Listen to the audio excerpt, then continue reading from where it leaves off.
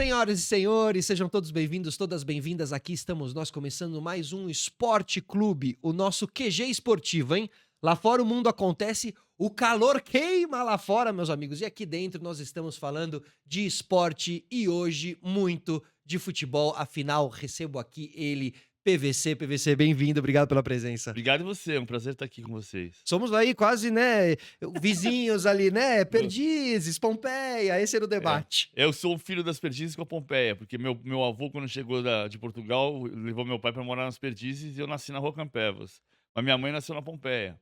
E aí eu aprendi que a Rua Diana, que era um córrego, é justamente onde dividem-se os dois bairros. Perdizes do lado direito da Diana, Pompeia do lado esquerdo. Maravilhoso. E Rua Diana, onde eu cresci e você também conhecia ali, frequentava ali por perto, era um reduto de jogadores, né, PVC? Ali foi muito famoso por, principalmente aquela época dos anos 90 ali, né? Edmundo, Zinho, César Sampaio, Kleber, todos ali, né? Eu fiz matéria ali pela primeira vez naquele prédio vermelho, quando você desce a Rua Diana, atravessa a Melo de Oliveira, lado direito, Vanderlei. Sabe quando o Vanderlei Luxemburgo veio morar em São Paulo, a primeira coisa que ele fez foi comprar um apartamento na Rua A Rua Vanderlei. Vanderlei, mas é maravilhoso. Maravilhoso. Você desce a Diana, atravessa a Vanderlei, lado direito tem aquele prédio que tem as varandas vermelhas, Isso, bloco duplo. que mora minha amiga Adriane, mora ali. E a primeira matéria que eu fiz ali foi com o Ricardo Rocha, em 91. E o Olha. Ricardo Rocha morava ali, depois com o Raí, que também morou ali. Então ali todo mundo morava por causa da proximidade dos CTs, do CT do São Paulo e da Academia do Palmeiras. E agora eles moram todos ali naquele complexo de prédios também que fica em frente ao CT, O né, Jardim São das Paulo. Perdizes, Isso, que exatamente, é né. onde era o Telesp Clube, onde jogou o Maurício, o levantador da Seleção Brasileira de Vôlei. Olha, maravilhoso. Aquele terreno, por um tempo, houve até uma conversa do Corinthians fazer o seu estádio lá por um tempo. Mas ali é importante, assim, do ponto de vista da cidade, ali tem um parque no Jardim das Perdizes, Uhum. porque é contrapartida, porque o terreno era da Telesp, ou seja, era um terreno público. Público. Que na privatização da Telesp virou um terreno da BCP. E que depois, com a mudança da BCP, foi, comprado pelas construtoras para Uhum. transformar no Jardim das Perdizes, e aí tinha como contrapartida, era um terreno público, precisa ter alguma coisa Pra pública. população, perfeito. Por isso que ali você tem um condomínio gigantesco, que aumentou Uhum. muito a população de carros, inclusive, na região, Tem razão. mas tem uma contrapartida que é o parque público, porque o terreno é público e ninguém Apesar de não parecer, é, porque aquele parque ficou, né, ele parece muito mais fazer parte de quem é morador do prédio do que pra qualquer um ali, foi uma né. cena trágica, porém, eu diria que se as pessoas percebessem seria constrangedor, mas não chegou a ser constrangedor. No dia que teve o acidente do avião na Marquês de São Vicente, Perfeito. que o noticiário entrava dizendo que o avião tinha caído ali na frente do CT, na frente do Jardim das Perdizes, do lado da Academia do Palmeiras. E logo depois entrava a propaganda dizendo: "Filho, sabe o lugar onde eu escolhi para você morar? Jardim das Jardim das Perdizes, Perdizes". maravilhoso. Bateu na trave do avião não bater Exatamente. ali. Eu tenho um amigo que mora ali. Bom, PVC, hoje nós estamos aqui batendo a porta de um grande clássico aí paulista. Teremos Corinthians e Santos, né. E a chamada quando eles fazem ali, Neymar contra Depay. A gente tá tendo um grande momento, você acha, do futebol brasileiro, assim, tá sendo um momento pra gringo ver, por causa desses nomes que nós temos aqui, assim, você acha que é o momento mais interessante do futebol brasileiro? Não, não acho que é. Eu acho que o momento mais interessante do que hoje foi o Renascimento nos anos 90. Por que aconteceu nos anos 90? O campeonato de 92 foi um campeonato bom, com crescimento de média de público. Eu acho que hoje a gente tem um crescimento de público no estádio gigantesco, maior do que naquela Uhum, época. uhum. Mas ali, nos inícios dos anos 90, tentar contextualizar tem falar demais. Eu tenho um livro chamado Bola Fora, né, Uhum. que é a história do êxodo do jogador brasileiro, e o êxodo do jogador brasileiro vem desde a década de 1910. Mas a partir do Falcão em 80, e principalmente depois do caso Bosman em 95, com o fim das fronteiras na Europa, isso virou A uma linha tendência. de produção quase. E uma exceção desse período de 80 para cá foi 91, 92, 93, um processo muito forçado pela Operação Mãos Limpas na Itália, que obrigou os clubes a serem muito mais rigorosos com as suas contas, num tempo em que havia o limite de 3 estrangeiros em campo, e aí começou a ter um movimento de retorno. Hum. Evair, Leonardo, Ricardo Rocha, Mazinho. Mazinho, Miller, começaram a voltar da Europa. E a gente teve ali no começo dos anos 90 um período que Palmeiras e São Paulo eram muito poderosos. Verdade. Renato voltou porque não deu certo na Roma. E, e até 95, que já é por um outro motivo, o Real estava 1-1 com o dólar e o Romário resolveu que não quero mais morar na Europa, eu vou voltar para o Rio. É um caso emblemático, é o único É o caso único, né? que você diz assim, um clube que é um dos mais poderosos do mundo, vice-campeão da Europa naquele momento, diz: "Eu não quero perder você". E o Romário falou assim: Dane-se, eu quero ir embora". E ele volta para o Brasil. Hoje a gente ainda tem um movimento de contratar quem a Europa não quer. Perfeito. O Roleiser, por exemplo, agora, né, com o É, Santos. o Rollins jogou uma partida como titular do Benfica na Champions. Ele jogou uma partida como titular do Benfica no Campeonato Português. Caramba, né? E é considerado um grande jogador aqui na América do Ele Sul. pode ser um grande jogador aqui, porque o fato de ele não estar conseguindo desempenhar na Europa, ele pode desempenhar no Brasil, Perfeito. ok. Não faz um mau jogador, né? Mas a gente ainda tá num período em que você vende o Endrick para trazer o Vitor Roque, entendeu? Como o Palmeiras tá tentando fazer. São 2 jogadores da mesma idade, Tem razão. um que o Real Madrid quer ter e o outro que o Barcelona não faz questão de ter. O Vitor Roque pode ser mais jogador no Palmeiras do que o Endrick foi. Mas por que você vende um jogador de 18 anos para o Real Madrid para contratar outro que a Europa não quer nesse momento? Né? E ninguém tá dizendo que o Vitor Roque não vai dar certo, se Claro. acontecer. Então, o ponto é, por que que se eu tenho o centroavante, por que que eu vendo? E sabe por quê? Porque o jogador não tem um campeonato para jogar aqui. Uhum. O caso do Estevão é emblemático, ele quer jogar com o Cole Palmer, porque ele joga com o Cole Palmer no videogame. E no videogame não tem Palmeiras. Total. Pra ele estar no videogame, inclusive, ele precisa ir pra fora. Exato. Então isso é inacreditável que o Brasil consiga n achar que globalização é vender o jogador para a Europa, sendo que o jogador ficaria aqui, talvez ganhasse mais dinheiro aqui, em algumas circunstâncias, mas ele não tem o campeonato para jogar aqui. Você acha que nessa movimentação, por exemplo, a gente poderia chegar num super mundial com um time, o Palmeiras, por exemplo, com Endrick, Estevão, né, com essa política de manter esses jogadores aqui, a gente poderia aí fazer frente aos europeus em algum momento? A gente fez frente aos europeus até o caso Bosman, né, vamos pegar ali, eu vou falar conta de cabeça, eu posso errar, mas assim, até 95, o caso Bosman foi em dezembro de 95. O que foi o caso Bosman? Jean-Marc Bosman era um jogador belga que queria se transferir do Liège da Bélgica para o Dunkerque da França. E ele não podia porque ele tinha o contrato preso, o passe preso ao Liège, e Uhum. porque ele era belga e tinha limite de estrangeiros na França. E ele entrou com uma ação na Corte Europeia em 91 e ganhou essa ação em 95. Uma parte da ação é que se ele não tinha contrato de trabalho, ele não podia ter vínculo, como qualquer engenheiro, advogado, jornalista. Se acabou seu contrato, você não tem mais vínculo, você Uhum. pode ir para qualquer lugar. Justo. Justo. E o segundo ponto era, se um arquiteto, um engenheiro, um médico belga, pelas regras da Comunidade Econômica Europeia, podia trabalhar na Europa sem fronteiras, por que que um jogador de futebol tinha limite de estrangeiros? E a Pois. Corte Europeia disse: "Ele tem razão". E a partir daí, o que passou a acontecer?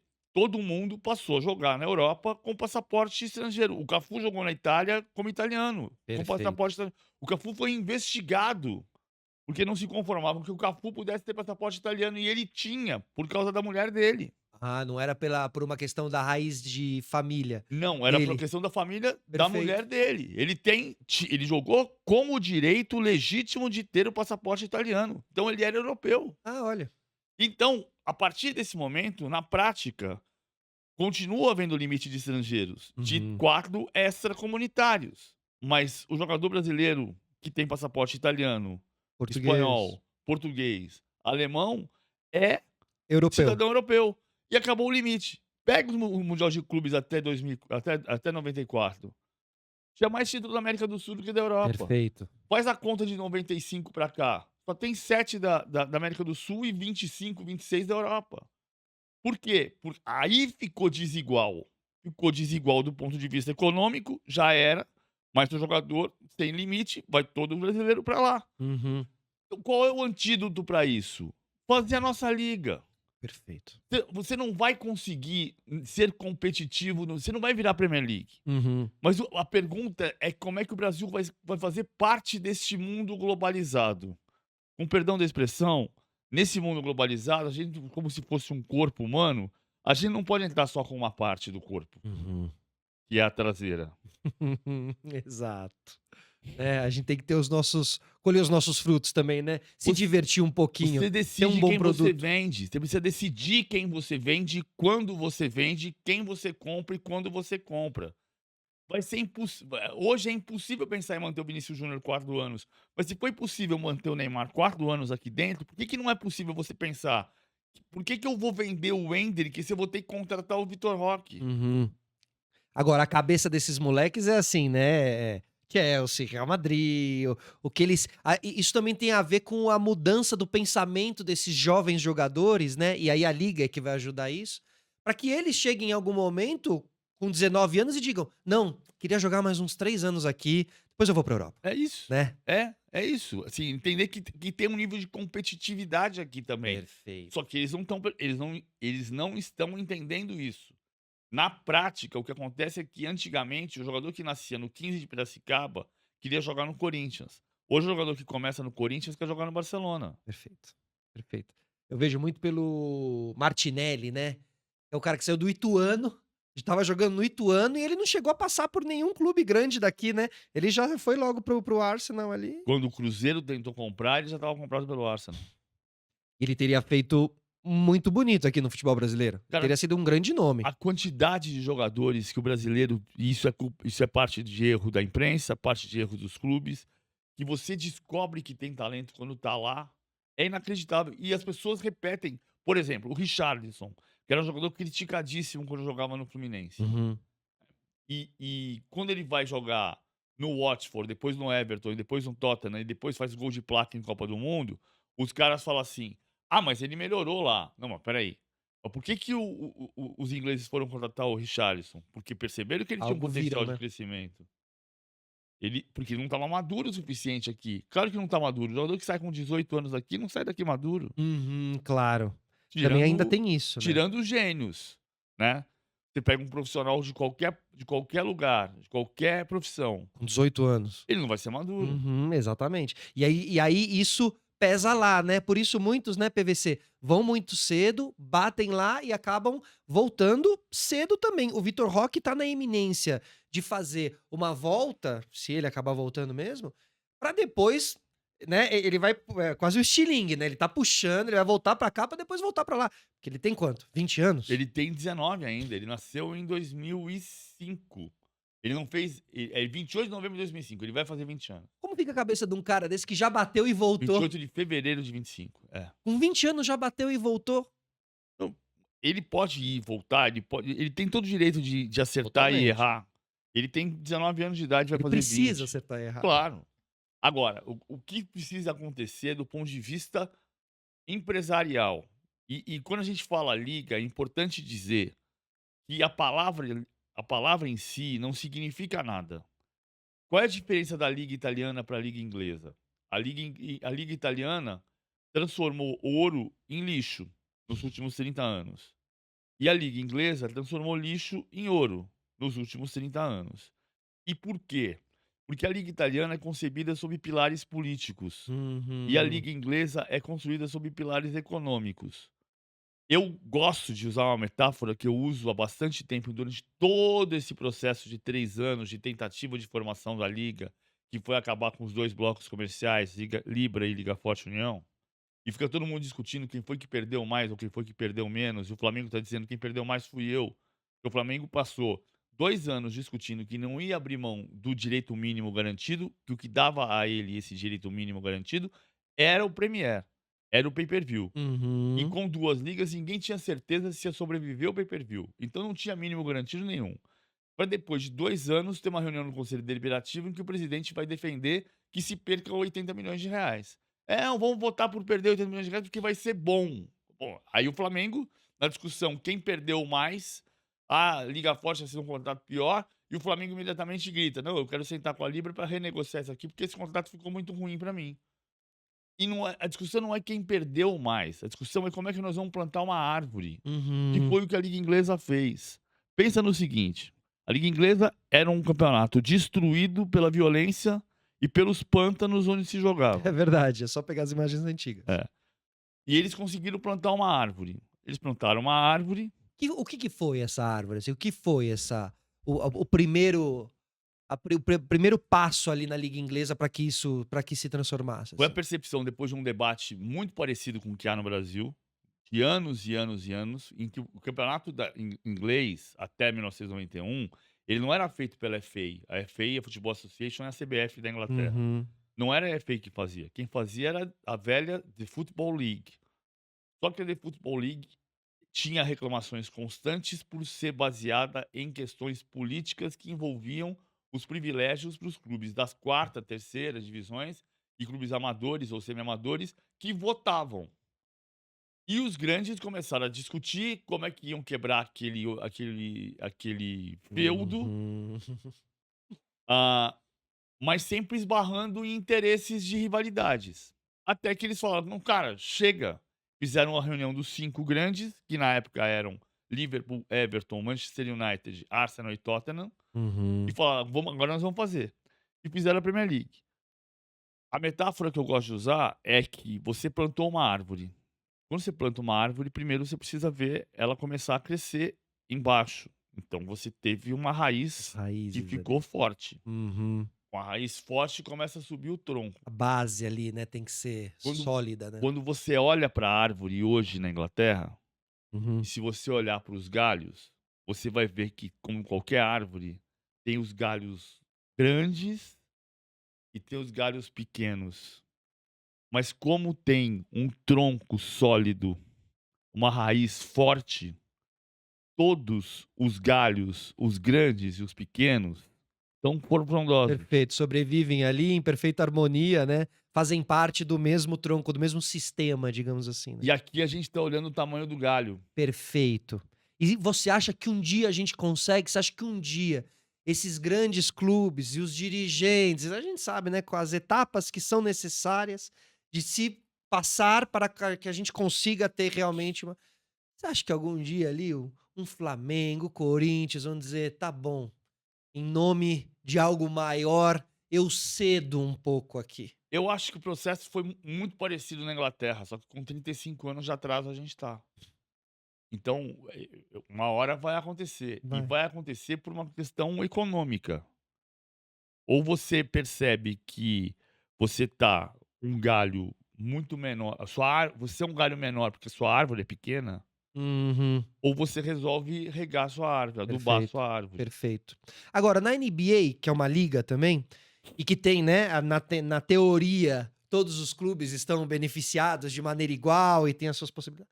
Agora a gente teve uma troca, né, uma troca Então que deu se o que falar do Doncic, né, é. com o Anthony Davis, e muitos dizem que essa troca foi feita dessa maneira para que o Lakers volte a ter o seu nome estampado na capa dos jornais, e que volte a ser grande e que volte a disputar, né. Dizem que é um movimento da própria liga querendo alimentar a sua própria liga, fazer o grande time voltar a ser grande. Você acha que passa um pouco por aí? E as ligas fazem sim esse movimento no fim das contas? Eu acho que a gente vai descobrir que não é bem isso que está acontecendo, e que Uhum. pode ter uma questão de relacionamento do Doncic ou de outra forma. Eu não sou especialista em NBA, mas acho que tem algumas coisas mais internas, em Dallas e em Los Perfeito. Angeles para explicar isso e que não seja um movimento da liga. A liga os esportes americanos são baseados em princípios diferentes do que o futebol construiu na Europa e na América do Sul, na África, na Ásia, né. A partir do fato de que você tem franquias, Franquias, tem razão.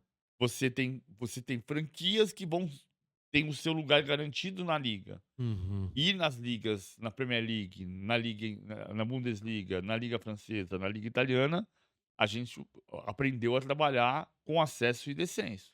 Então você viu grandes clubes do planeta, você pega o caso do Milan.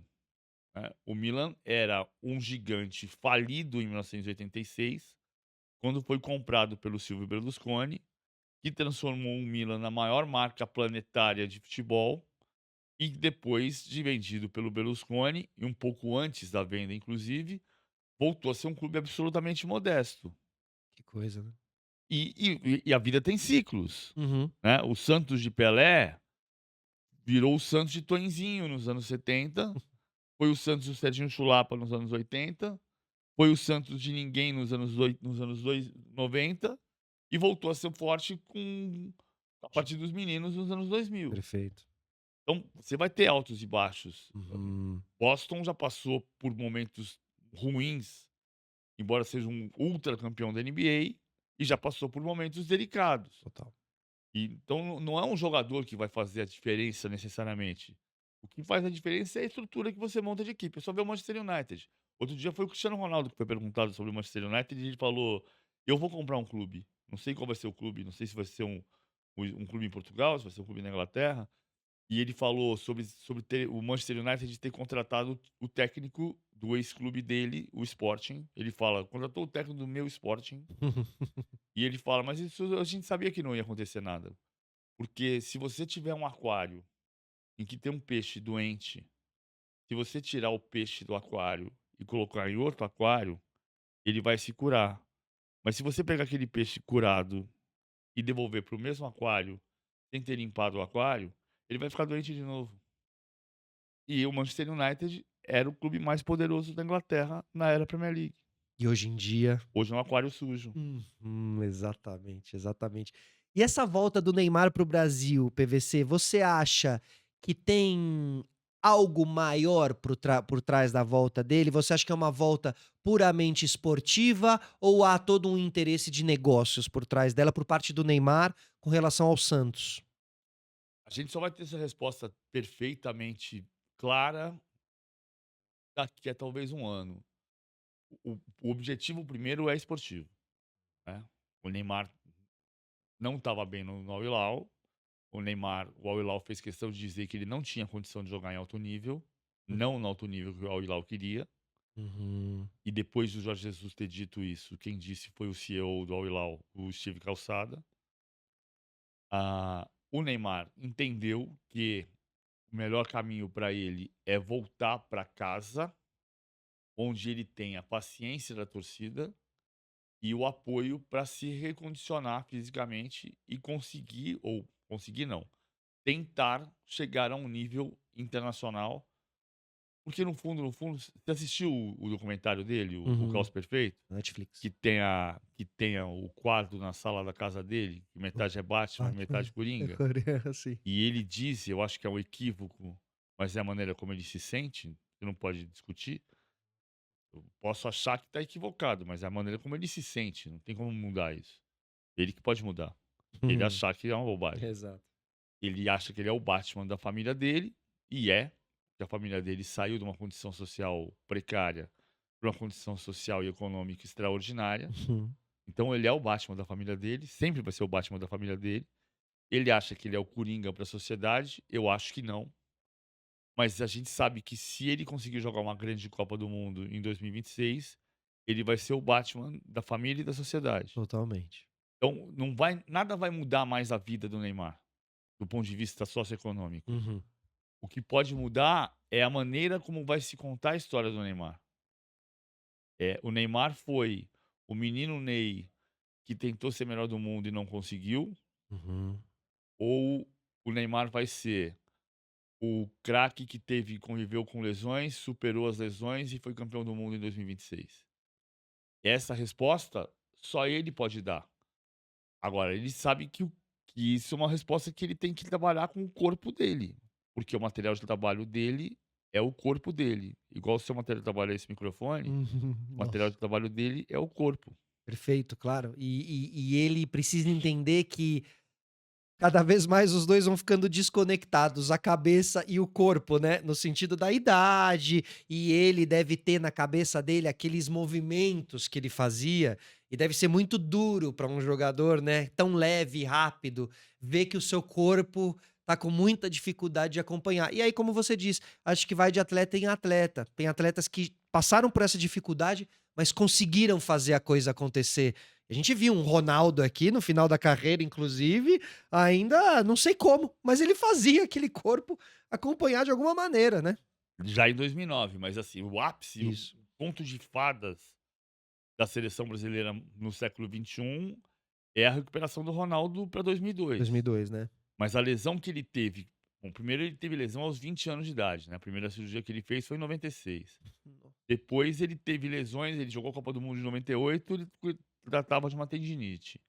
Aí ele teve uma lesão de joelho grave em 99, no jogo que ele voltou a jogar, As pessoas não têm muita noção é, disso, né, PVC? ele jogou 6 minutos, Ele ficou parado 8 meses, sei lá, 6 ele ficou meses. parado 7 meses, de 99 a abril de 2000,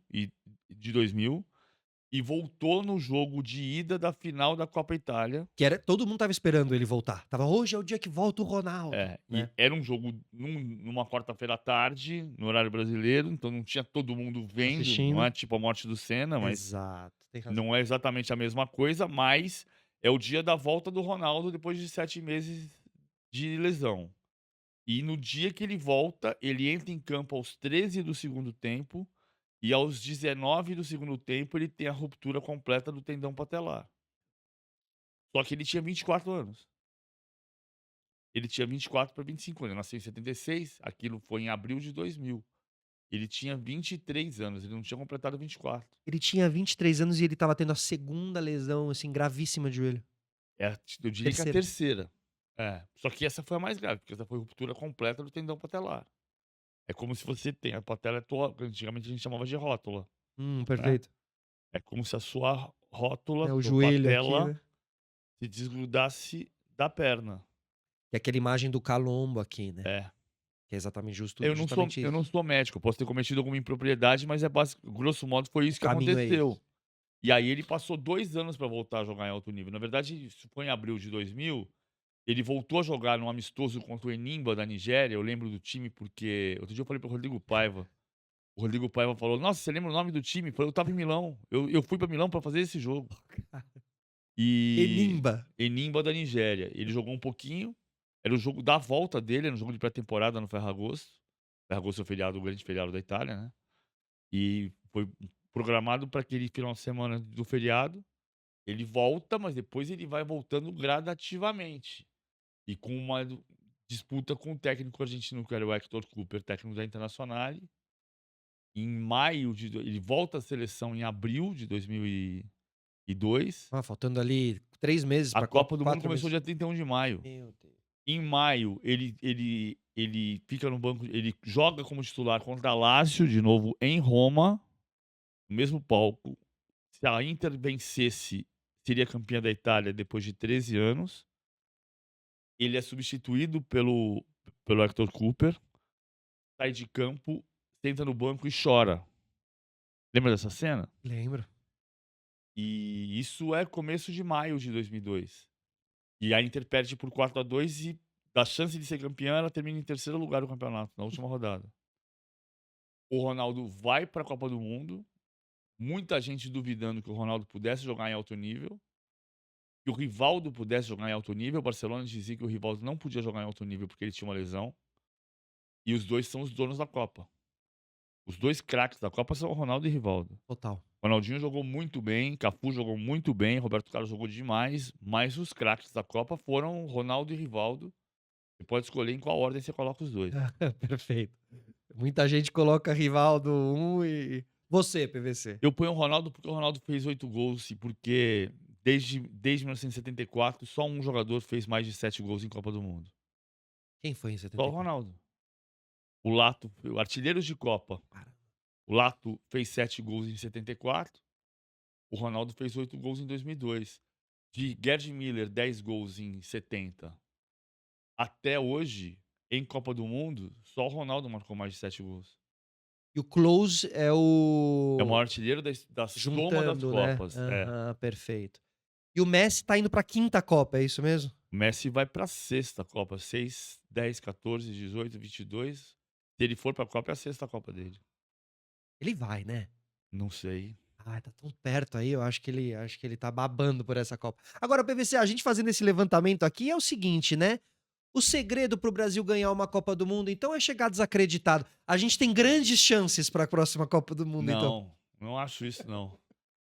O segredo é você organizar as coisas da seleção. Tem uma história do Messi de 22 que é muito boa, que o Scaloni acabou a Copa do Mundo de 2018, o Sampaoli foi uma Desastre. tragédia do ponto de vista da gestão do grupo, fez até um grande jogo nas oitavas de final, eliminado pela França, mas aí ele vai embora e dizendo que nunca mais um país da América do Sul vai ganhar a Copa do Mundo e que se por acaso ganhar vai ser o Brasil.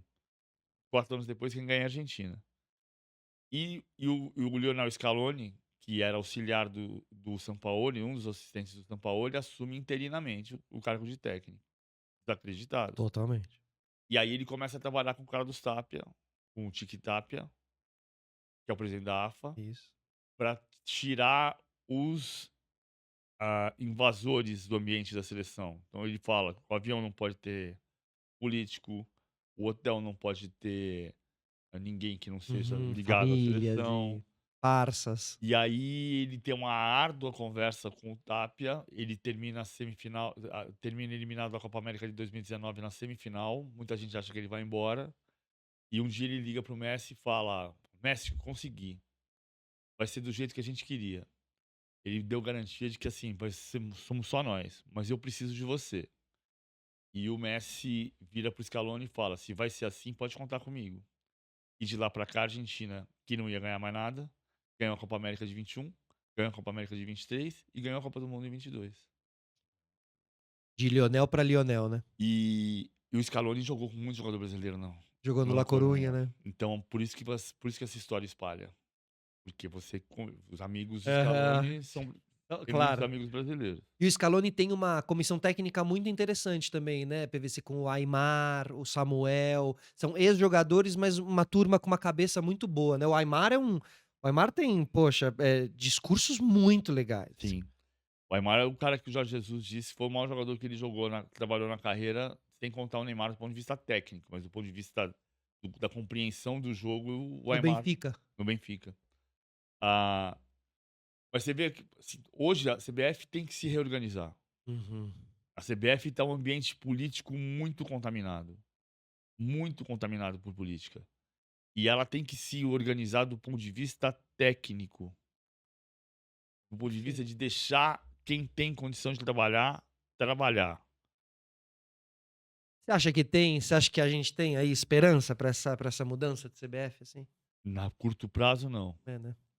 A esperança que tem ali é de alguém se dar conta de que você precisa deixar quem você contratou trabalhar com autonomia. Uhum. Isso, quem sabe, vem uma luz de cima aí na cabeça do Edinaldo e coloca essa. Ilumine É. isso, né? Mas do ponto de vista da quantidade de interesses que tem ali dentro hoje, essa esperança hoje eu não tenho. Uhum. E o Vini, ontem fez e aconteceu, né. Quando entrou em campo, botaram lá uma faixa, né, zoando ele, afinal ele estava jogando contra o Manchester City, o time do Rodri, e tem essa disputa ali de melhor do mundo, né. Com o Vini é o seguinte, é melhor não provocar o Vini? Quando provoca o Vini, ele fica mordido e vai pra cima, assim? Eu acho que ele já teve jogos gigantescos provocado e sem ser provocado. Eu acho que tem uma maturidade que ele pode conseguir alcançar, e eu não posso falar muito sobre a questão do racismo, porque ele é crime, Uhum. e ele tem todo o direito de se manifestar da maneira que julgar melhor quanto ao Total, racismo. total. E Quem sente é ele. é ele que sente, é ele que é a vítima do crime. Exato. De um certo ponto de vista, o que eu percebo é que as pessoas estão muitas vezes tentando usar isso para fazer mais mal para ele. E e ele não tem que abandonar de jeito nenhum a luta contra o racismo, Uhum. mas ele precisa usar essa luta a favor dele. E como é que é isso? Não sei. Ah, o jogo de Manchester é diferente do jogo de Valência, porque o jogo de Valência tem crime, e o Perfeito. jogo de Manchester tem uma provocação. Do jogo. Você pode dizer que é uma provocação de torcida, Uhum. né. Não chore tanto assim com a foto do Rodri beijando a bola de ouro. Isso, e uma letra de uma música do Oasis, né, se É, não me engano. Stop crying your é, heart out. é. E então, assim, eu acho que ele correspondeu bem no jogo de Uhum, ele nem foi o melhor, nem foi o disparado o melhor jogador em campo verdade. contra o Manchester City. O acho que o Mbappé jogou bem, o Bellingham decidiu, o Vinícius Júnior decidiu com passe. Uhum. Ah, o Real Madrid é uma coisa impressionante na Champions, mas e o Vinícius ganhou o prêmio mais importante merecidamente. Hum. O prêmio da FIFA é menos tradicional, mas é mais importante do que a bola de ouro que ganhou o Rodri. Representa mais, você acha? Mais representa Representa, aham, representa mais. aham. A Uma gente tá opinião a gente passou a vida inteira olhando para o prêmio da FIFA, sim, fato, né. fato. Então, por que que agora tá falando que o Rodri ganhou o prêmio de melhor do mundo, se o prêmio de melhor do mundo mais representativo foi do Vinícius Júnior? Sempre que a gente lembra do: "Ah, foi o melhor do mundo e tal", a gente tá falando dos prêmios da FIFA, né. Exatamente, A gente tá fazendo esse levantamento, né. exatamente. Até porque foi o prêmio da FIFA criado em 91 que obrigou a France Football a internacionalizar o prêmio de melhor jogador da Europa, que é a bola de ouro. Perfeito. Que tempos áureos aqueles dessas revistas, né, PVC, France Football, a Guerrinha Esportivo, a você é um consumidor nato, né, dessas revistas todas? Eu aprendi a falar italiano lendo. Olha. É. Lendo e falando com jornalistas do Goiânia Esportivo, que era o Marcos Zunino, que ele ligava para saber sobre jogadores brasileiros, eu ligava para ele para ter informação da Itália, Ah, que e legal. eu lia o Goiânia Esportivo toda semana, e lia e crescia vocabulário, e telefonava para ele, treinava a pronúncia, e assim a gente ia. E não é toda vez, mas muitas vezes eu chego na Itália e o cara fala assim: "Você é filho de italiano?" Eu falo: "Não, meu pai é português". Eu achava que sua relação italiana era familiar, assim. "Não, eu sou português. Olha, Eu sou cara. português. Meu pai é português, meu avô é português, lisboeta, minha avó é portuguesa, e o pai da minha mãe, que eu mal conheci, também português". E aí você saiu com essa tendência italiana, então. O É, quê? É o futebol que te aproxima da Itália e depois a Itália te aproxima da Itália, é isso? mas é que assim, tem algumas coisas, né, por exemplo, eu nasci nas Perdizes, Justo. próximo ao Palmeiras. Eu falo que o único palmeirense da minha família é meu tio Silvio, que virou palmeirense, embora porque meu avô era português, e eu vou aqui fazer uma brincadeira com português, e eu sou português. O meu avô queria que meu tio torcesse para o Palmeiras, e disse pra ele: "Tu vais torcer pra Lu", porque ele queria que ele fosse sócio do Palmeiras. "Tu vais torcer pra Luz, rapá, e tu vais ser sócio desse clube, temos aqui próximo a nossa casa, o Palmeiras". Aí meu tio com 5 anos virou sócio do Palmeiras e virou palmeirense. Olha. Porque Perdizes é um bairro muito italiano, mas também muito português. Tinha Verdade. muita quitanda, A padaria, muita padaria, verdade. muito português. Tem razão. Perdizes, Pompeia, zona oeste de São Paulo. Então essas coisas foram se misturando. Mas aí com os anos 80 e 90, que a Itália era foco do futebol mundial, Uhum. eu precisava ler, me informar, e o italiano é muito português, no sentido de ser latino. A origem da Não é tanto língua, né. facile però si può parlare. Sim, totalmente. É, Eu consigo entender, eu sou filho de argentino, tenho aí os vocabulários do espanhol e do consigo entender muito bem o italiano, me complica um pouco mais na hora de falar, assim. é. Mas você é de qual esquadra lá na Itália? Esquadra? Não, eu não torço pra nenhum time da Itália. Não? Não, depende, assim, eu só tenho compromisso com um time e com uma mulher, assim. Entendi. Eu sou casado há 26 anos. E já basta os 2, né, os 2 já, Basta os 2. né. O fato de você Eu sempre digo assim, né, eu gosto muito da minha resposta sobre clube que você torce. Eu sempre disse e eu repito, e eu gosto muito dessa resposta. Eu não digo meu clube nunca, a não ser quando é relevante. Ou seja, toda vez que alguém me pergunta. Nesse caso, por curiosidade ou por desconfiança, se pergunta, no ar ou fora do ar, eu exerço a primeira missão da minha profissão. Eu dou a informação certa. Se eu mentir sobre isso, que moral eu tenho para falar sobre qualquer outra coisa? E você Totalmente. acreditar que eu estou falando a verdade? Se eu minto sobre minha própria vida, Sobre essa grande paixão do que do moral eu homem, né. Que moral eu tenho pra falar pra você acreditar em mim sobre Uma outra notícia. informação? É. Total. Mas isso te dá liberdade pra você olhar os campeonatos e você pode perfeitamente estar mais encantado por um time numa temporada e por outro na outra. Isso é delicioso, né? É, eu posso achar o time do Milan de 90 espetacular e querer que ele ganhasse aquele campeonato que perdeu para o Napoli. Eu posso querer que o Liverpool ganhe desesperadamente o campeonato de 2014 porque não ganhava fazia 24 anos e não ficar feliz porque perdeu e perdeu para o Manchester City. Mas ao mesmo tempo, num outro momento, o Guardiola faz um time tão espetacular no Manchester City que eu posso querer que o Manchester City ganhe. Então, eu não tenho esse compromisso. Ah, Você acha que a paixão estraga o torcedor em muitos momentos, assim? Porque a não, gente deixa de curtir o futebol nesse sentido, assim? De acompanhar a melhor performance, de torcer para a melhor performance, né? Ou pela melhor história. Quando a gente torce para um campeonato internacional, a gente tem essa liberdade poética. Com o nosso time, a gente não tem. amor nunca estraga nada. A questão é outra. Assim, a sua relação com o que você ama é que se transforma. Então, as pessoas falam assim: antigamente você sabia o time de goleiro à ponta esquerda porque jogava 10 anos juntos. É mentira. Não jogava 10 anos juntos. O Santos de Gilmar Lima, Mauro Dalmo, Zito, Calvé, Dorval, Mengalvio, Coutinho, Pelé e Pepe jogou junto 10 jogos. Você tá brincando. Os 11 juntos, 10 jogos. Não foram 10 anos.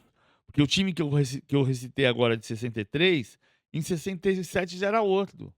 Já era Cláudio, Carlos Alberto, Ramos Delgado, Joel Camargo, Rildo, Clodoaldo, Negreiros, Manuel Maria, Toninho Guerreiro, Pelé, Edu. Já era outro time. Carlos Alberto? Ô, Carlos Gabriel Alberto. Torres, é. Então, assim, você tem uma impressão de que as coisas eram assim, porque Aham. a tua paixão, quando você tem 10 anos de idade, você nunca viu nada igual. Tudo é Quando ótimo. você tem 50, você já viu um monte de coisa igual. A grande graça da vida é você manter o mesmo, né, Exatamente. o mesmo tesão ali dos 10 anos aos 50, principalmente com relação ao futebol, né, Não, PVC? principalmente em relação ao que você as pessoas que vão trabalhar com alguma coisa e conseguiram ter a bênção de trabalhar com aquilo que amam. Porque se você se desapaixonar, neste caso, danou-se. Danou-se, né? É diferente de quem foi ser gerente de banco porque precisava ganhar dinheiro. Perfeito. Mas se você foi trabalhar com alguma coisa porque você era apaixonado por aquela coisa e você conseguiu ter a bênção de trabalhar com aquela coisa que você queria muito, porque você ama, se você se desapaixonar, danou-se. Então você nunca se desapaixonou pelo futebol? Não, nunca me desapaixonei. Tenho essa felicidade. Não quer dizer que não vá possa acontecer. Nunca é muito tempo, né? Mas poxa, já acho que se não desapaixonou até hoje, não desapaixona mais, PVC. A relação é diferente, né, as relações são diferentes. As relações vão mudando. Se você fala assim: "Pô, o futebol melhorou, o futebol mudou muito". Sim, e Uhum. você? Foi a mesma pessoa de quando você tinha 20 anos? Total, total. O primeiro foi na Placar, quando você começa ali, Placar. Primeira matéria que eu publiquei no dia 15 de setembro de 87, eu tinha 18 anos, um jornal de circulação semanal em São Bernardo chamado Jornal Diálogo. E eu digo que eu sou jornalista desde esse dia. Aham, Eu claro. estava no primeiro ano de faculdade, mas eu sou jornalista desde 15 de setembro de 87, quando eu publiquei minha primeira matéria. Depois eu trabalhei na Gazeta de São Bernardo, trabalhei no Diário do Grande ABC, trabalhei num jornal pequeno chamado Motolife e Diário do Grande ABC eu fui estagiário. E quando eu me formei em 90, eu tive a felicidade de passar no curso Abril e fui formado pelos jornalistas da Editora Abril, falecida Editora Abril. Exato, lá na Marginal. Na Marginal, na época as revistas eram lá no Brooklyn, na Ah, Geraldo olha. Faustino Gomes, do lado da Rua Flórida. A Veja e Exame era na Marginal Tietê.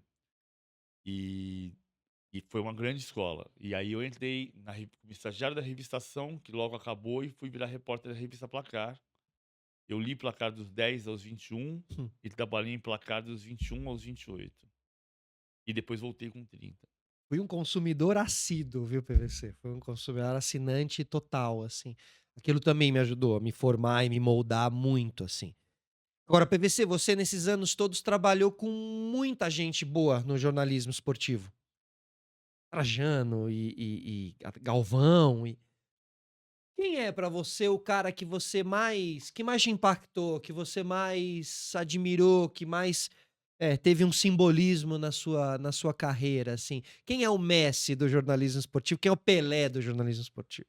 Eu não sei se tem um Pelé, assim, é uma coisa engraçada que eu não tenho ídolos, nem no futebol, nem tem gente que eu admiro. Uhum. Acho que eu tenho 3 grandes, referências, ou 2 grandes referências que eu gosto de citar. Um foi meu editor, que é o Sérgio Martins. O Sérgio Martins é o cara que foi editor foi o repórter que fez a matéria da máfia da loteria esportiva em 82. Quem pautou foi o Juca, que era diretor de redação, mas quem fez a matéria foi o Sérgio Martins, com o alemão Ronaldo Couto como repórter fotográfico, e o alemão era muito repórter, então os 2 fizeram muito em dupla. Mas o Sérgio Martins foi meu editor durante 4 anos e me ensinou a escrever, não sei se ele ensinou, mas assim, eh, corrigir texto de Potencializou fala sua escrita. e apuração. E o Trajano foi o grande diretor que eu tive, porque o Trajano é o cara que te ensina que ser diretor não é ser chefe. Ser o diretor é liderar, que é diferente de chefiar. Uhum. Ser um diretor, que é diferente de mandar, é montar o time e dar condição do time jogar. E era isso que o Trajano sempre fazia. Ele montou o time e deu condição do time jogar. E eu tenho tido o privilégio de trabalhar com o Edu Zebini em televisão, que é o cara que eu trabalhei em televisão, e olha que eu passei 3 anos na Globo, mas é o cara que eu trabalho em televisão que mais você fala, que ele entra no estúdio e fala: "Essa luz tá errada. Esse figurino não combina com esse". E O olhar, né? o olhar de televisão. Perfeito. O Trajano tem um olhar de jornalista. Ele também tem olhar de televisão, Uhum. mas percebe que são coisas distintas. E um jogador aposta para 2025, PVC? Agora a gente tá no começo do ano aí. Quem você acha que pode ser um cara que quando a gente chegue no final. Esse jogador aposta não precisa ser um jogador revelação, não precisa ser um jogador jovem. Pode ser um jogador que já. Tem algum jogador que no final de 2025 você acha que a gente vai estar falando sobre a grande temporada dele, assim? O Bertozzi passou por aqui, falou Nico Paz, o argentino que tá jogando no Como agora. Eh, Falaram bom tempo do Santos também. Cara, é difícil isso. Ficar olhando para o que é que vai acontecer no mercado nacional e internacional. Ah, é difícil pensar. Eu acho que no Palmeiras tem quem aposte que vai ser o ano do Luigi, como centroavante. O Uhum. Palmeiras está sem centroavante. E o Abel só escalou o Luigi como centroavante uma vez em 2025. Mas eu acho precoce falar isso. Porque vai aparecer muita É, coisa. né? Rafael Lobato, do Botafogo. Ah, vai acontecer muita coisa. Muita, muita coisa. Você acha que tem algum clube paulista que vai acabar se tornando SAF? Acho que o Santos vai caminhar para ser SAF. Mais rápido que o São Paulo. Ah, eu acho que o caminho do Santos vai ser virar SAF por causa dessa conjunção de ser o clube maior que a cidade onde ele está. Uhum. Durante muito tempo a gente falava assim: "Ah, o Santos é o único clube do mundo que tem mais torcida fora do que dentro da cidade". Não é verdade, o Flamengo também tem. O Benfica também tem. O Uhum. Benfica tem mais torcida em Portugal do que do que em Lisboa, né. Claro, verdade. Agora, o Santos, pra você o Santos, eu acho que ele deveria ser um dos únicos clubes incompráveis do Um mundo. clube tombado. E exato. Porque o valor do Santos, ele é inestimável, porque ao comprar o Santos, né, ao virar SAF do Santos, você está pegando a história do futebol, você está pegando a história do Pelé. Ao virar SAF do Santos, você vira SAF do Pelé também? Você compra os direitos do nome do Pelé indiretamente? Não. Não compra porque os direitos do Pelé são da família do Pelé. Perfeito. É. Porém, você tem ali Você o... tem o direito de usar as imagens do Pelé em relação ao Santos. Olha, isso não tem valor. Isso é um valor inestimável. Sim, você não tem o direito de usar o Pelé na seleção brasileira. Perfeito. Verdade. Verdade. Cara, eu acho que tem uma coisa. De Complexo, novo a né? história. Não, mas o clube ser tombado tem uma precaução que é de qualquer tombamento.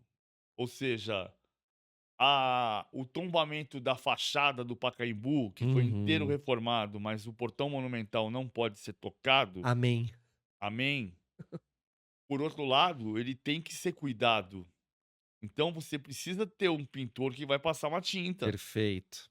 Você não pode deixar Largado, né? largado. Aham. Não é porque não vão botar abaixo que não vai cuidar, né? Então, assim, se eu tombar o Santos em função de ser história do futebol do planeta Isso. e não cuidar da modernização do Santos, o Santos vai ser um patrimônio tombado que ninguém vai querer visitar.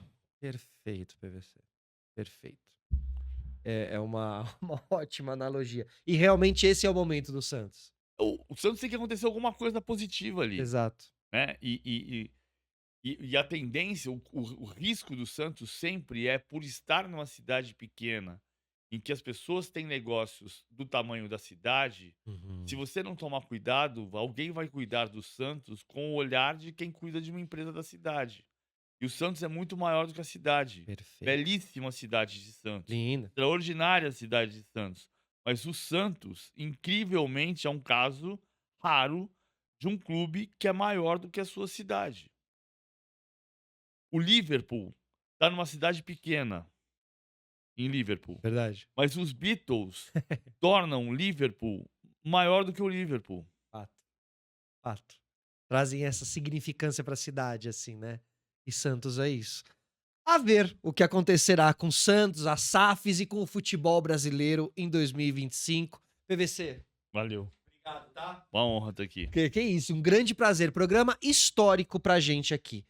Continue acompanhando a gente nas nossas redes sociais, @esporteclube. Esperamos vocês lá. Acompanhem também PVC, né? Imagino que vocês já acompanhem, mas tem UOL hoje? Como é que é? Hoje eu tenho todo dia, 2 da tarde, às 4 da tarde, de primeira no UOL, com Luiz Oliveira, com o André Hernan, comigo, com o Mili Lacombe e com a Alicia Klein. É isso, tem assistido diariamente, muito bom conteúdo ali. Assistam também, continuem assistindo a gente também. Semana que vem estamos de volta no mesmo local. Beijo pra quem é de beijo, abraço pra quem é de abraço. Tchau!